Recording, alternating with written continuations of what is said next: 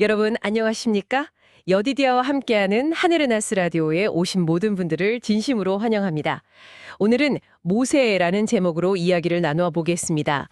여디디아님, 모세하면 보통 이스라엘 백성을 애굽에서 이끌어낸 그 위대한 지도자로 기억하는데요. 그의 시작은 좀 어떠했나요? 네, 그 모세가 태어난 시기가 정말 끔찍한 때였죠. 아시다시피 이스라엘 백성들이 애굽에서 노예로 엄청난 고통을 받고 있었고요.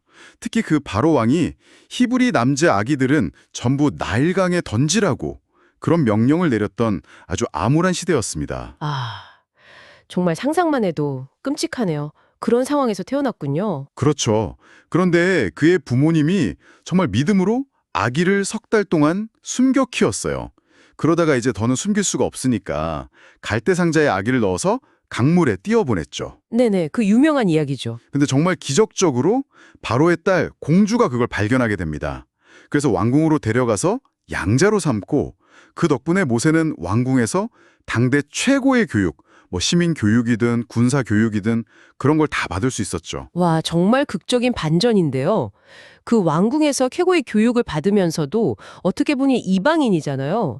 자신의 민족적 정체성을 잃지 않았던 비결이 있었을까요? 아, 네. 정말 중요한 부분을 짚어주셨어요. 물론 왕궁 교육도 대단했겠지만 그보다 더 깊은 뿌리가 있었죠. 사실 그 이면에는 아주 어렸을 때 길지 않은 시간이었지만 친어머니 요게벳에게 직접 받았던 그 신앙 교육이 있었습니다. 아하, 친어머니요? 네, 하나님을 경외하고 또 진리를 사랑하도록 가르쳤던 그 어머니의 교훈들이 화려하지만 어떻게 보면 좀 부패하기 쉬운 왕궁 환경 속에서 모세를 딱 지켜주는 뭐랄까 방패 역할을 한 거죠. 그렇군요. 그런 신앙적 배경이 있었기에 가능했겠네요. 그런데 그렇게 왕궁에서 나름 안정적인 지위를 가졌던 모세가 왜 모든 걸 버리고 광야로 가게 된 건가요? 그게요.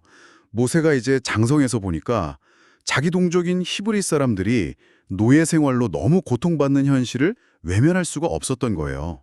성경 기록을 보면 바로의 공주의 아들이라 칭함받기를 거절하고 도리어 하나님의 백성과 함께 고난받기를 잠시 죄악의 낙을 누리는 것보다 더 좋아했다고 나오거든요. 아, 대단한 결단이었네요. 네, 그러니까 애굽의 그 부와 명예보다 더 가치 있는 것을 본 거죠.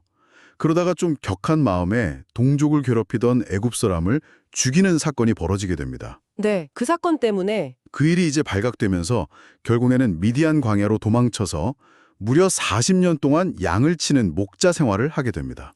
40년이요? 와. 왕궁에서의 40년과는 정말 완전히 다른 시간이었댔는데요. 그 광야에서의 40년은 모세에게 어떤 의미였을까요? 그렇죠.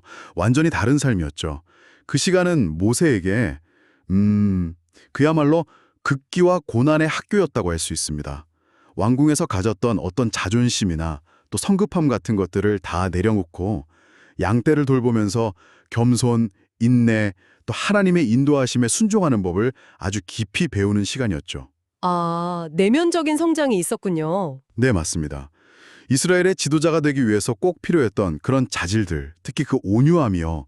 성경에서도 그의 온유함이 지면의 모든 사람보다 더하더라 이렇게 평가할 정도로 바로 이 광야 시기에 길러진 겁니다.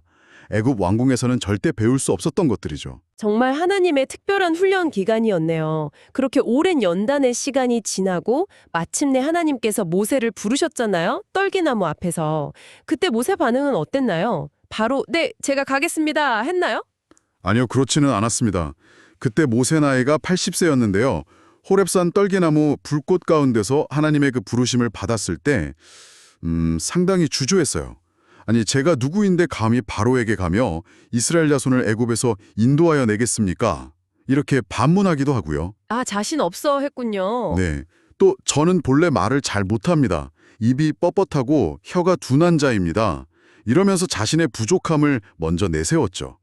아마 과거에 애굽 사람을 죽였던 실패의 경험이라든지 40년간 광야에서 잊혀진 존재처럼 살았던 경험이 좀 그를 위축시켰을 수도 있고요. 그럴 수 있겠네요. 40년은 정말 긴 시간이니까요. 하지만 하나님께서는 그의 그런 연약함을 문제 삼지 않으셨어요. 오히려 내가 반드시 너와 함께 있겠다. 또 두려워 말라. 내가 내 입과 함께 있어서 네가 할 말을 가르쳐 주겠다. 이렇게 약속하시면서 계속 격려하셨죠. 심지어 말을 잘하는 형 아론을 도와주는 사람으로 붙여주시겠다는 약속까지 하시면서요. 하나님께서 정말 포기하지 않으시고 격려해 주셨군요. 그래서 결국 모세는 어떻게 되었나요? 네. 결국 모세가 자신의 그 두려움과 부족함에도 불구하고 하나님의 명령에 순종하기로 결단했을 때 정말 놀라운 변화가 일어났습니다. 하나님을 전적으로 신뢰하기로 마음먹자 그는 더 이상 그 주저하고 말 더듬던 과거의 모세가 아니었어요. 아주 능변가이면서도 희망차고 또 침착한 그런 위대한 지도자로 변화된 거죠. 와, 정말 놀라운데요. 네, 이것이 바로 하나님께서 당신을 신뢰하고 순종하는 사람을 그 사람이 아무리 약점이 많아 보여도 어떻게 새롭게 하시고 또 위대한 일에 사용하시는지를 보여주는 아주 강력한 증거라고 할 수 있겠습니다. 그렇군요. 모세의 삶 전체가 정말 하나님의 인도하심과 능력의 증거네요. 그렇다면 여디디아님, 이 모세의 이야기를 통해 오늘을 살아가는 우리가 얻을 수 있는 교훈은 무엇일까요? 좀 정리해 주시면 좋겠습니다. 네, 이 모세의 삶은요, 오늘 우리에게도 정말 중요한 메시지를 준다고 생각합니다.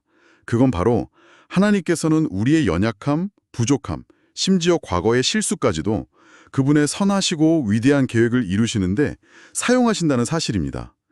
우리가 스스로 생각할 때, 아, 나는 너무 부족해, 나는 할 수 없어, 이렇게 느껴질 때조차도요, 바로 그때 하나님을 신뢰하고 그분의 인도하심에 네 하고 순종하기로 선택할 때 하나님께서는 우리에게 필요한 모든 능력과 지혜를 부어주시고 우리를 통해서 우리가 상상하지도 못했던 놀라운 일을 이루신다는 거죠. 아, 정말 큰 위로가 되네요. 네.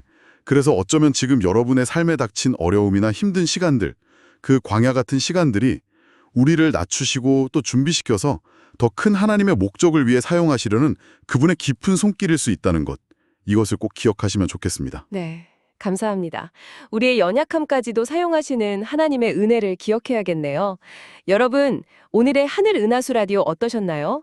매일매일 저녁 9시에 더 다양하고 흥미로운 주제로 여러분들을 찾아오도록 하겠습니다. 구독과 좋아요, 알림 설정은 저에게 큰 힘이 됩니다. 내일 다시 만나요. 안녕.